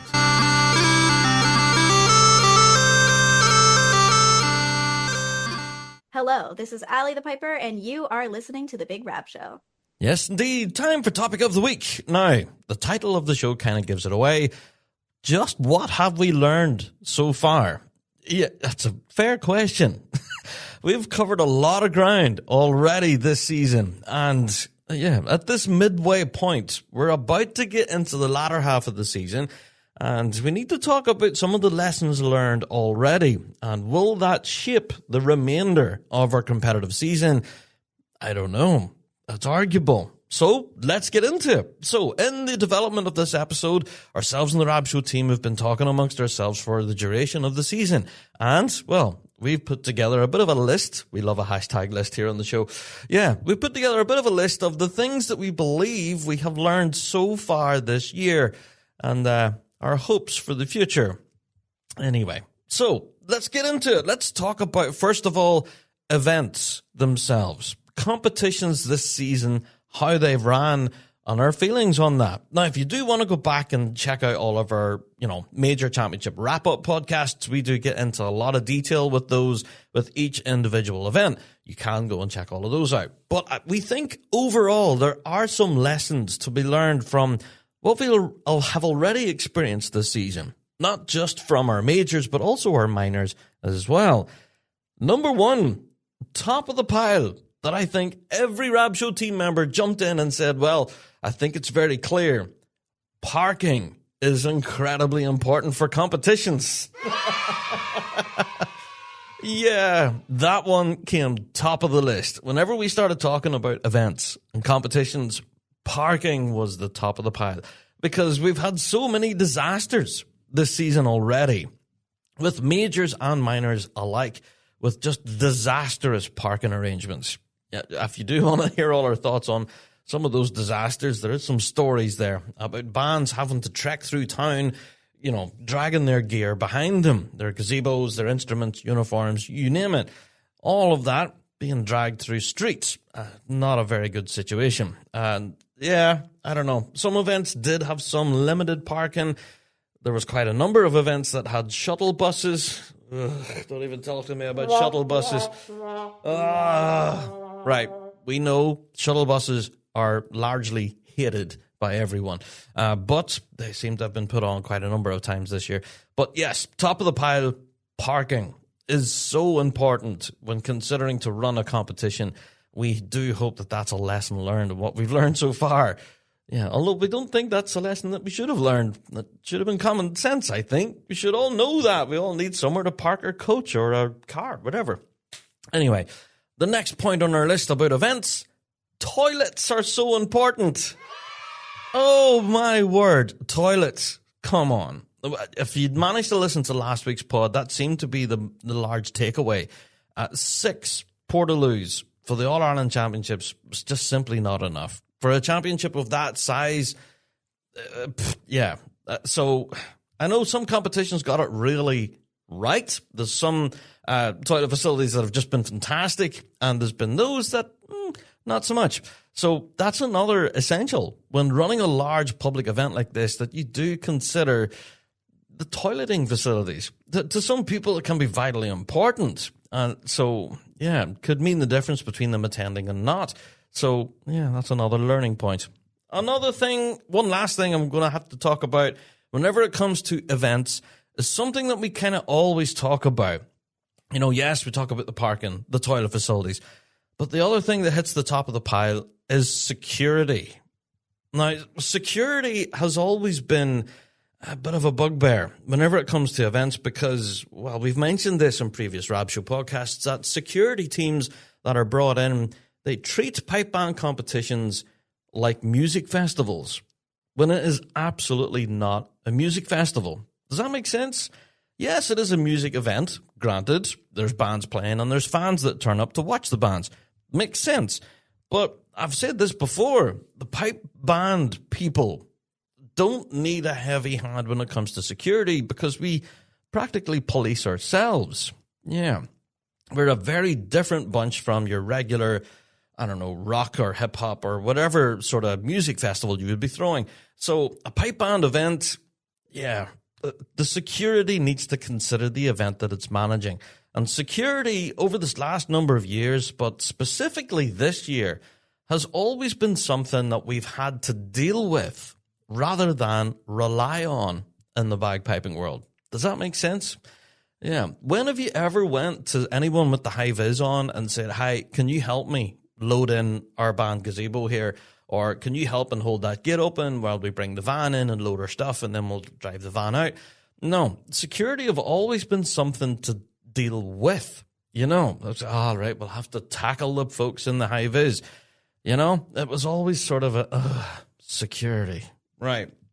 So I don't know whether that's just a unique experience on my behalf, but with talking with the Rab Show team, yes, the security put in place at pretty much every event that we go to, if there is security there, there's people with high-vis vests on, it's normally something that you have to deal with, have to put up with, and try your best to work with them, rather than the other way around. Anyway, that's just our thoughts, our opinions, but security has always been a bit of a topic on the show, and I dare say it'll continue to do so. But yeah, the behavior at the last major championship definitely hit the headlines for how they manage things in particular areas of the park, and not all of it good. Anyway, let's move on. Away from some of the negativity, let's get to some of the positivity about things that we've learned this year. Let's talk about the actual music, all right? We're not going to talk about events and all that stuff because I'm sure we could wax lyrical about all that. But yeah, let's talk about the actual music itself. Now, we know this is kind of a cliche. We've mentioned it before in previous years. But honestly, our opinion across the Rab Show team is that standards have risen across all grades. Now, this is nothing new, but we honestly think that this season, 2026, things have absolutely taken a quantum leap. Now, we're talking all the way from the Wild West in Grade 4B, all the way up to the Top Flight in Grade 1. We do believe that standards have risen. Now, that's a positive, a huge positive. It tells us that we're all chasing for excellence, and it means that standards are improving across the board. However, there is the double-edged sword here. It also then raises the bar for the standard of entry. So for those that perhaps, you know, have never competed before in their day, and they thought to themselves, "Hey, do you know what will be fun? We'll form a band and we'll get graded and we'll step in and see how we go." Well, that barrier to introduction to competitive piping is now so much higher because everyone's standard has risen. Does that make sense? Now, that is something that the music board that I know, they actively monitor. They look at every grade and they look at where the standard is. And, you know, the barrier for entry, is it too high? Is it too low? You know, so it's something the music board have an incredibly difficult job, you know, making sure everyone is graded appropriately. And they, you know, some of the decisions they make do make people scratch their heads and go, what were you thinking? But they do have to consider that a move or a decision that they would make, for example, in Grade 3B, might have a knock-on effect with bands then further down in 4A and 4B. Get what I'm saying? So any adjustments and gradings and things like that do need to be heavily considered.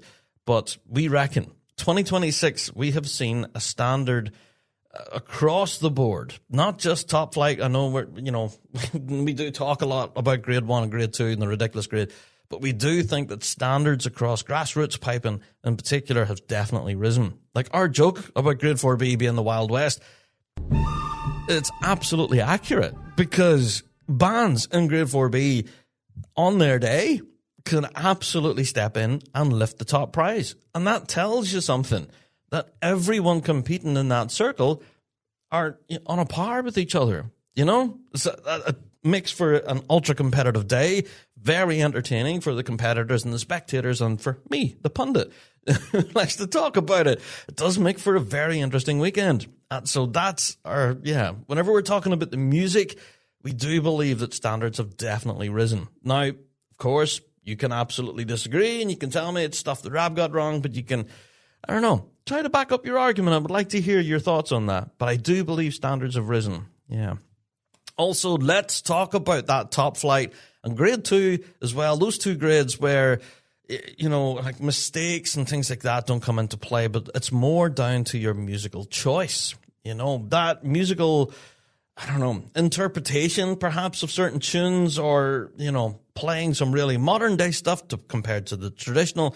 Musical choices seem to be a big deal, especially in grade 1 and grade 2 arguably as well. We have heard some incredible medleys in both grades, and a lot of those musical choices, we believe, are making musical statements.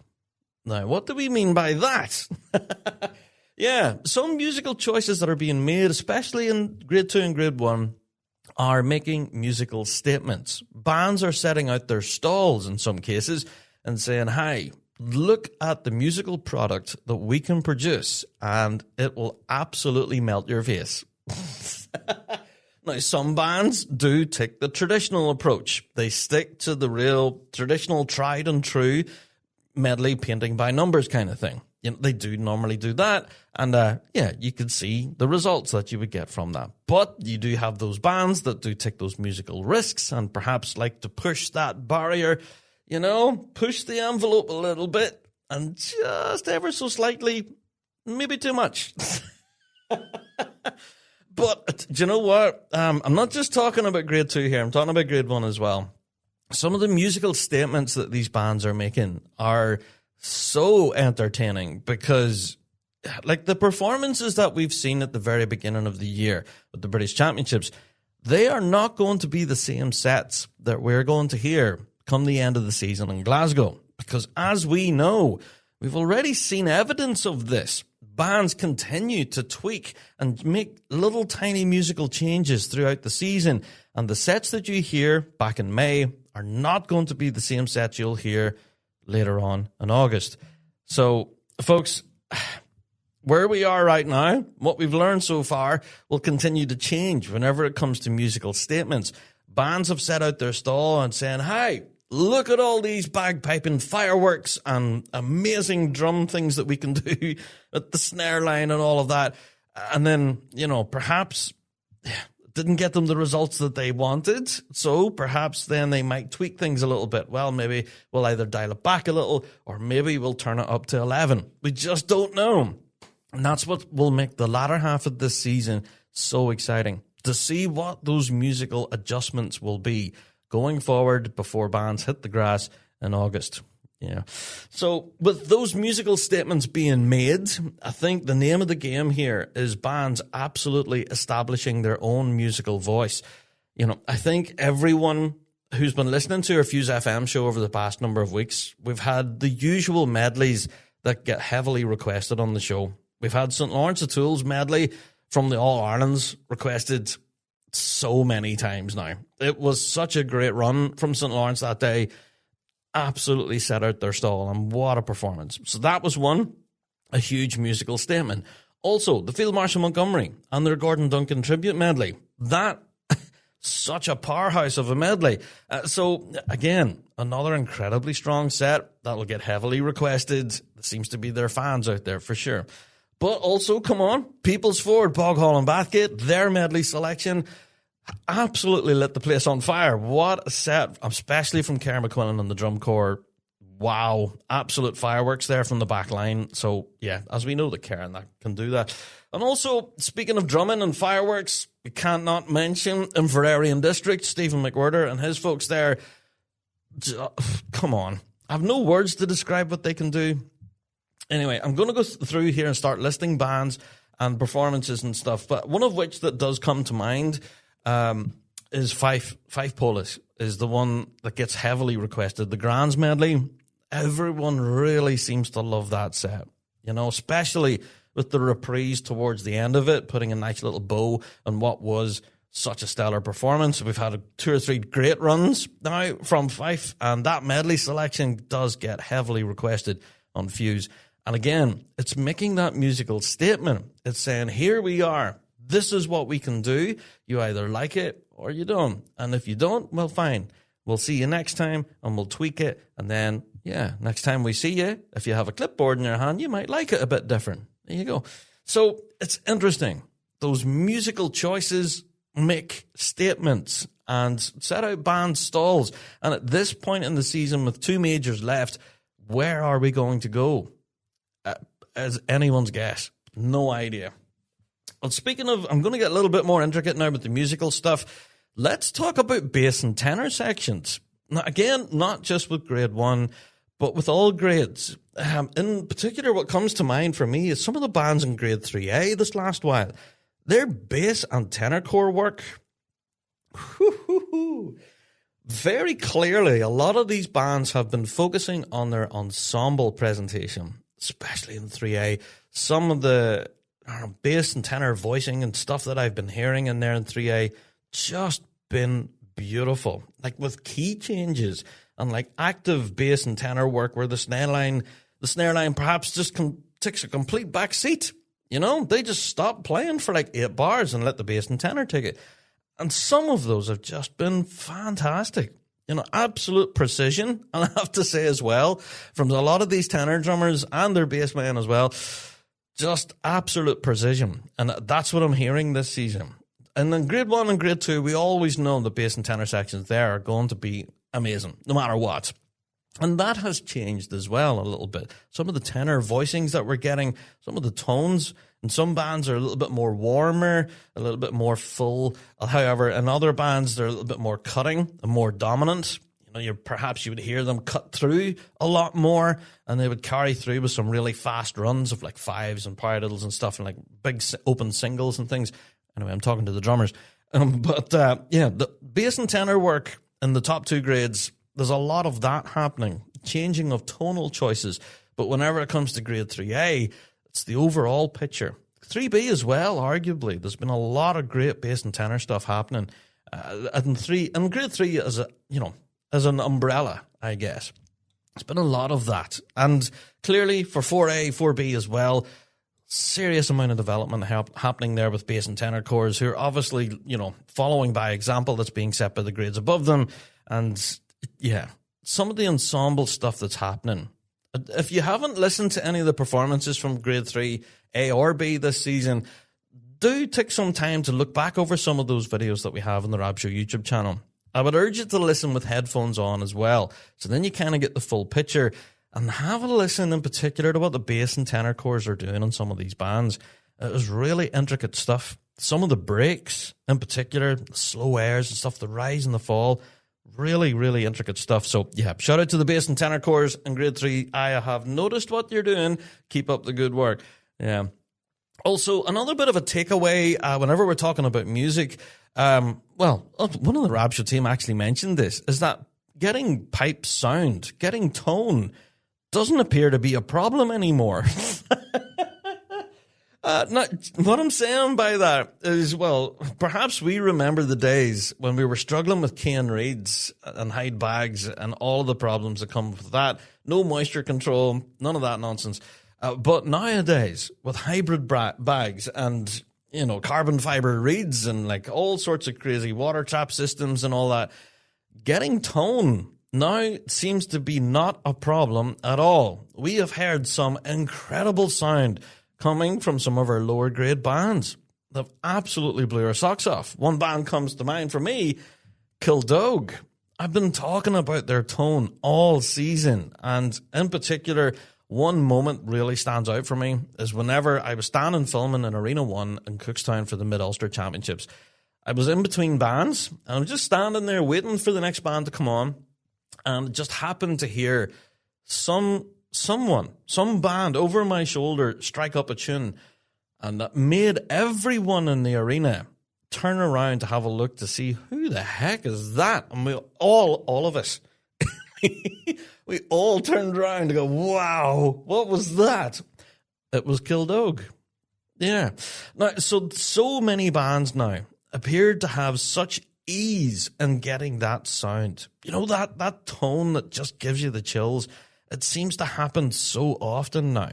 And Yeah, this season, thankfully, I have heard tons of bands with big sound, big tone, and it really doesn't seem to be a problem. But that's one moment for me that really stood out. When I heard that tone, that sound coming from Kildogue, I genuinely thought, oh, that's maybe one of our grade 2 or one of our grade 1 guys warming. Is that Rivara? You know, I was like, whoa. Honestly, it made me turn around and go, Jippers, Rivara's turning up early. Yeah, so big sound, and it's achievable now. Now, I do think that's, well, technology has certainly played a big part in that. So whether it's your actual choice of gear, the pipes you play, the reeds you play, the bags you use, don't know if that's the full picture. Clearly, there has to be a lot of work by the tuning team behind the scenes to actually make that happen. But it seems to be getting easier now.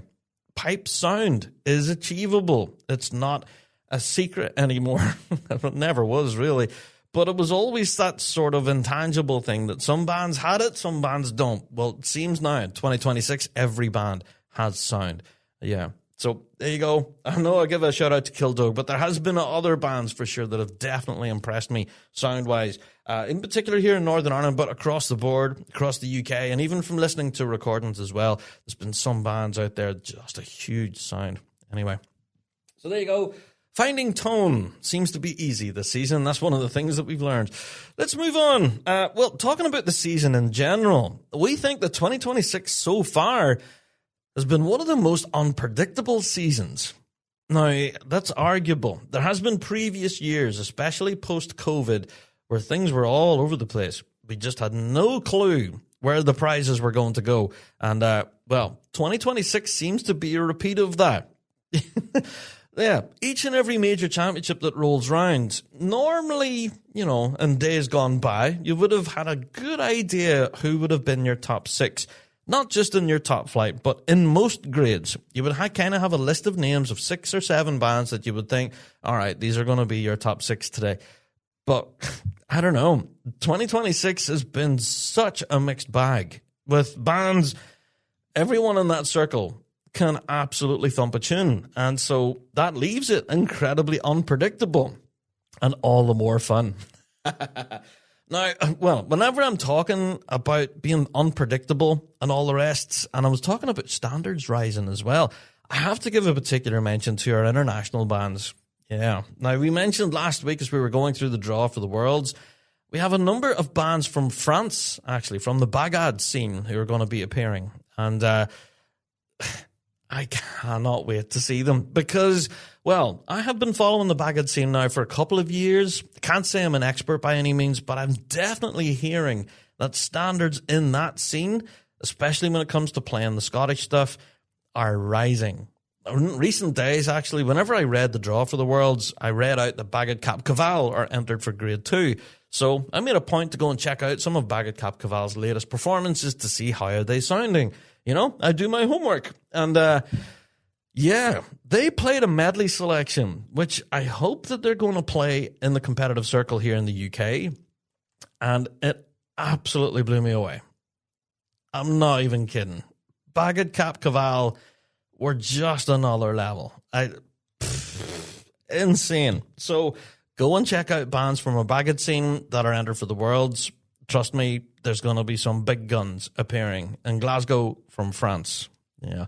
Also, I know I've been singing their praises for most of the winter months, but the scene in New Zealand and Australia has just been off the charts when it comes to playing standards, and the rise of young talent in both countries has just been amazing. There's so many bands actually going to be competing at Worlds from Australia, New Zealand. This is going to be an epic year, I reckon, for New Zealand and Australian bands. Mark my words. All right? They're so good. Now, also, not to be outgunned, of course, bands from the United States and Canada as well. Both jurisdictions have seen considerable jumps in standard as well. Now, we've been covering as much as we can competitions from the US and, of course, from Canada. And in particular, in Ontario, we've covered a good number of those. And it's great to see these domestic competitions happening in the US and Canada because it gives us a bit of a line in the sand as to where things are. And I can tell you, listening to some of these bands, particularly from the US and Canada, if you haven't heard them yet, folks, and I know some people here, they don't recognize the name, so they don't watch it. But in my opinion, you should absolutely watch these bands, because these are the bands that are going to skip across the Atlantic and then dig us all in the teeth. Yeah, bands from USA and Canada fly across the Atlantic to the worlds, thump out a tune, and absolutely leaves us with our mouths open. I cannot wait to see a lot of our Canadian friends and our friends from the US thump out some big tunes. It's going to be so exciting to see all of our international bands. And that's another unpredictable element about this season.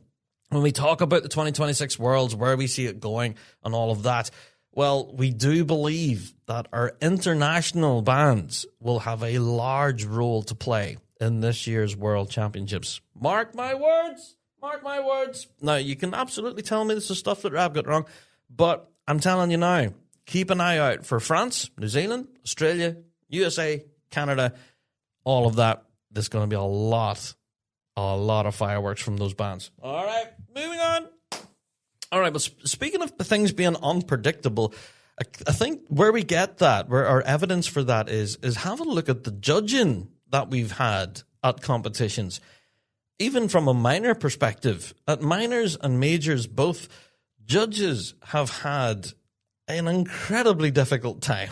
There appears to be some considerable disagreements between judges all across the board. Now, normally, we would kind of talk about disagreements between judges as being the outlier, that it doesn't normally happen and that it's unusual. But we've noticed it in 2026 in particular. Some of the judging has just been all over the place.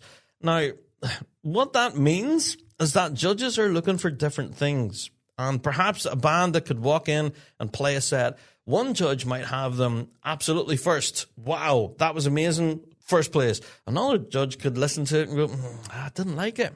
No, just not my cup of tea. Last. And we've seen that. We've seen that this season. It's happened. So talk about being unpredictable. One judge could love it. Another one could hate it. And you just don't know where the happy medium ground is. But that shows you that how unpredictable things are right now. Standards are just that high that the margin between first, second, third, fourth has just only shrunk. And that just makes judging incredibly difficult. So, I don't know. I have absolutely full sympathy for our adjudicators. I know a lot of people going, boo, Rab. Honest to goodness, I think if you were to stand in there with a clipboard, best of luck to you. I think you have the worst job in the whole park and the most difficult job as well. Yikes. So, yeah, good luck to our adjudicators for the remainder of the season. I think you do have a job on your hands. It has been an incredibly unpredictable year.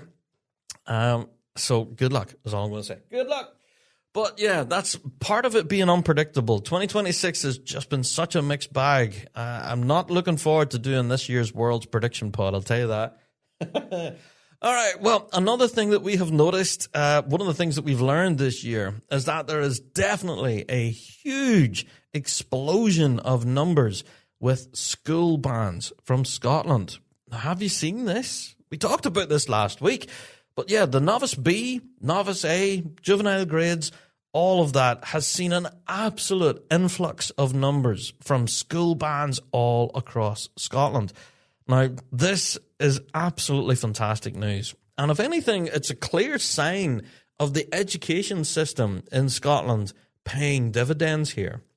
A lot of these school bands are made up of young kids who study piping on the regular as part of their educational curriculum.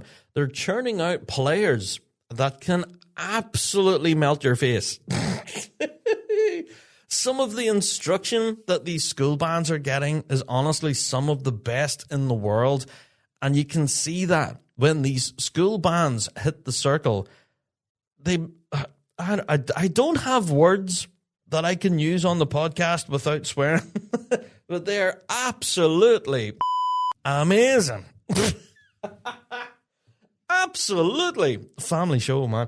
But yeah, the explosion of numbers of school bands has been a real talking point for us in the Rab Show team. We think this is fantastic because honestly, this is the next generation. If we don't have that next generation coming through in our piping scene, well, then we won't have a piping scene to talk about in a few years, you know, because we're all getting a bit older, you know. Yeah, it happens to us all. But we need to keep investing in that next generation, keeping the scene alive and introducing youngsters and kids and bringing them through programs like that with pipe bands can only be seen as a good thing. Now, one of the talking points that we did speak about in a previous Rab Show is the retention of these players. We did notice that there was a big... Well, after last season ended, we noticed that a lot of those players that potentially lifted prizes at the World Championships are no longer playing anymore. Because as soon as they leave school and they leave that education system, well, they leave their instruments behind. They say, oh, that was that thing I done in school, and now I'm away, I'm working in an engineering job or something. You know, they completely forget about their bagpiping experience. They just put it down as part of school life. So the retention part of it is a very difficult piece of the puzzle that I think that we're going to be exploring a little more here on the Big Rab Show. Yeah, retaining those players, making sure that they continue playing their instrument long after their school career is definitely a focus, I think, going forward. But if anything, we think it's something we've learned this year, seeing this explosion of numbers. It shows us that the education system in Scotland is paying dividends, churning out some incredibly talented musicians, and they can absolutely thump a tune. It's just retaining them will be the difficult part. Anyway, let's move on. Now, I'm going to very briefly talk about drum majoring. Now, I am definitely not a drum majoring expert, but I have been following the competitive drum majoring now for quite a few number of years. And I do think that one of the things we've learned about 2026 is that the drum majoring competition this year is just on a razor's edge. Now, what I mean by that is we have seen so many competitions now, not just our majors, but also our minors as well, where they have to split the difference with M&D preference. Yeah, now we were talking about this last night on Fuse, where M&D preference can be the decider between first, second, third, fourth, and we have seen evidence of this all across the grades, not just the adult grades, but, you know, the juniors, the novice, juvenile, all of that, all of our drum majoring levels. M&D preference has been the only way to separate some of our drum majoring competitions, and that tells you right there where the standard of drum majoring is right now. Yeah. The amount of work that some of our drum majors put in, the amount of practice, time, and dedication that goes into mastering their art, honestly, it, would put some of us pipers and drummers to shame. But yeah, whenever you consider that perhaps that is what it takes, that amount of dedication and intense work and practice is needed. Because when you consider if you put your left foot half an inch to the left too far, that's the difference between first and second. Or perhaps you have a blade of grass on your brogue when you're getting your dress marked in the morning. Yeah, that's a dress fault. Unbelievable. Yeah, mad. But it's true. That's how it works. So, I don't know. Drum majoring competition has never been more intense, in my opinion, with standards being so stupidly high. The only way to split our drum majors is on M&D preference. Yeah. So, I don't know. Drum majoring, good luck to all of you for the remainder of this season. I do think this has been an incredibly hard-fought season for all levels, not just the adult grade, but for all of you. And it shows that the work that you're putting in is absolutely paying dividends because, yeah, things are just on a razor's edge at all levels. So good luck to all of our drum majors.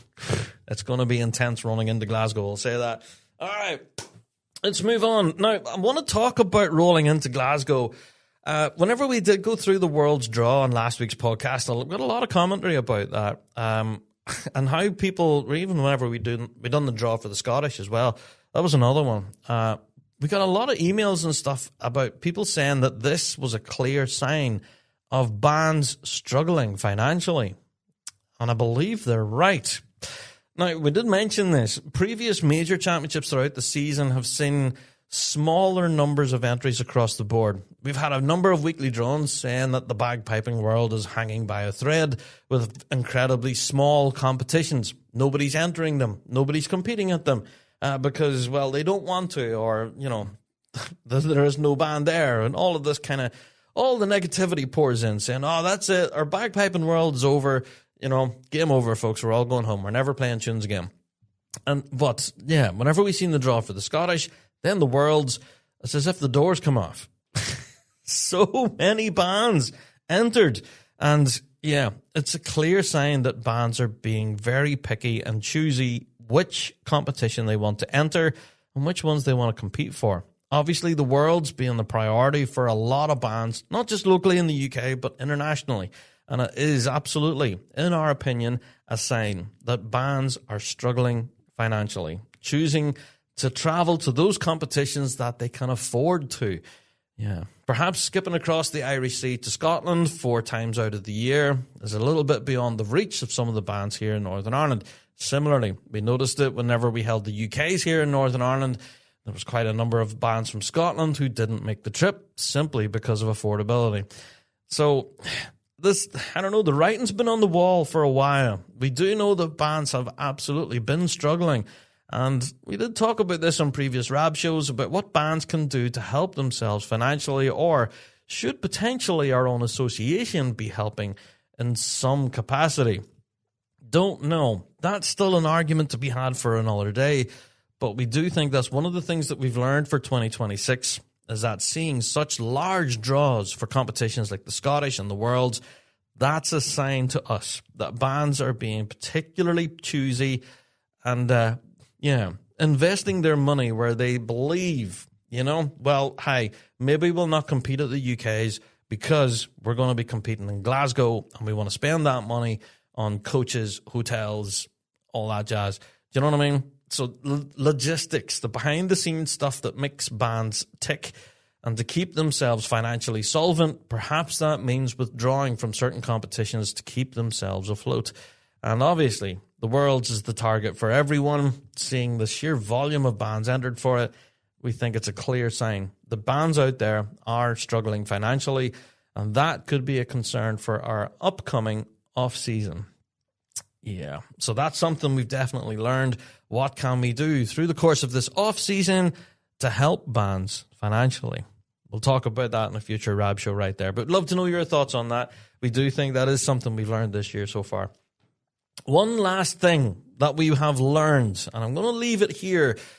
Well, in recent days, this past few weeks ago, there was a statement published by the RSPBA telling us that our CEO, Colin Mulhern, will be stepping down officially from his role and will no longer be in post March 2027. Now, we did talk about this at the time. I know a number of people actually missed it because they skipped over the news and updates. How very dare you? But, in case you did miss that news story, there was a statement out by RSPBA that talked about Colin Mulhern and his resignation, and he will be stepping away from that role. They are now actively in the process of getting someone else into that role. And I think they want them to be appointed sooner rather than later because there will be an active handover. I think that was even talked about in the press release where they did say there will be a period of handover between Colin and whoever steps into the role. So I hate to say this, but this year at the World Championships will be the last time we'll hear Colin Mulhern reading out the results. Now, it seems like no time since Ian Hamilton, the voice of the Worlds for me, was up there reading the results. Now, for me, that's the voice of the Worlds. I would argue with anyone to say that Ian Hamilton's voice is just not iconic. But, Colin, everyone's kind of got really, used to hearing Colin's voice, reading at major championships, some of the biggest moments.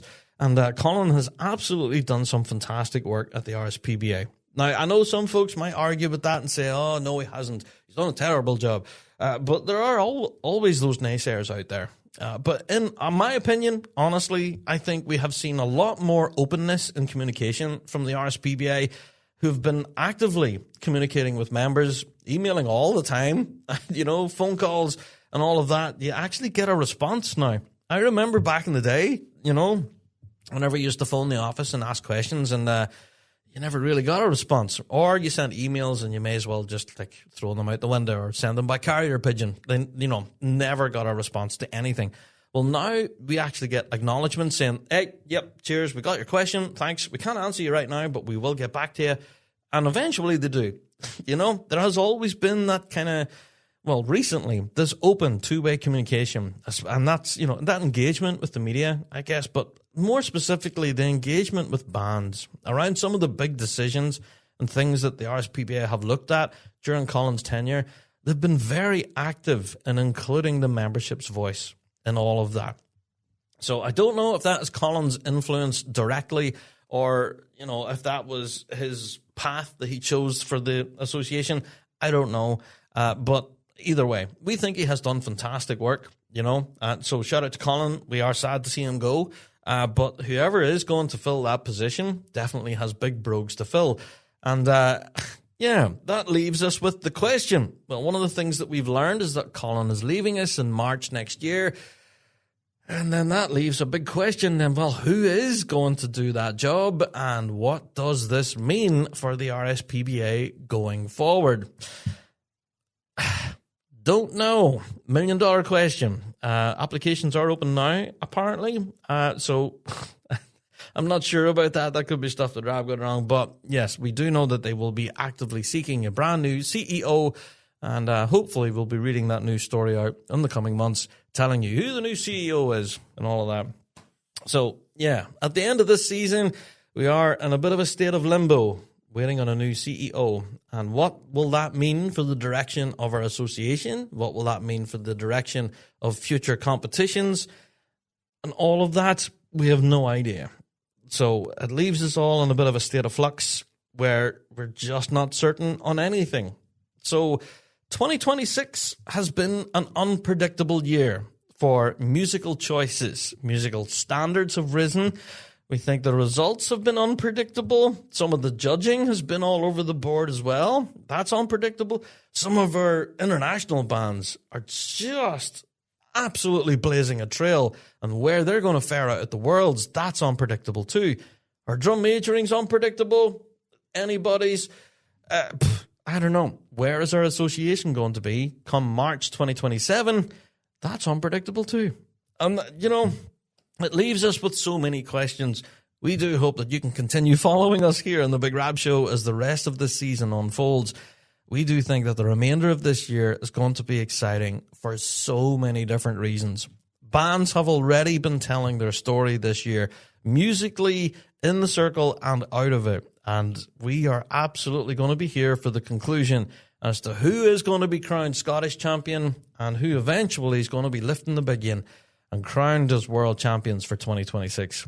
It's anyone's guess. Well, folks, that's what we've learned in 2026. If there is anything else that we have missed and you believe is a lesson that we should have learned for this season, well, then please do email us in, bigrabshow@gmail.com. That address again, bigrabshow@gmail.com. Or, of course, you can send us in your weekly drones. Go to our website, thebigrabshow.com, that big red button at the top of the page that says Weekly Drone. Let us know your thoughts. Yeah, is there any lessons that you have learned for 2026 that you think we should have included in this week's episode? Let us know. All right, folks, that's it for another Big Rab Show podcast. I am out the door. That's another one in the can. And yeah, with yet more piping action happening this weekend, do make sure to be following us on our socials and, of course, on the Big Rab Show YouTube channel, where we will be doing our best to cover every aspect of it. All right, folks, I'm out the door. Thanks a million for downloading this week and each and every week. And we'll see you here back again next week for even more bagpiping shenanigans. Until then, all the best.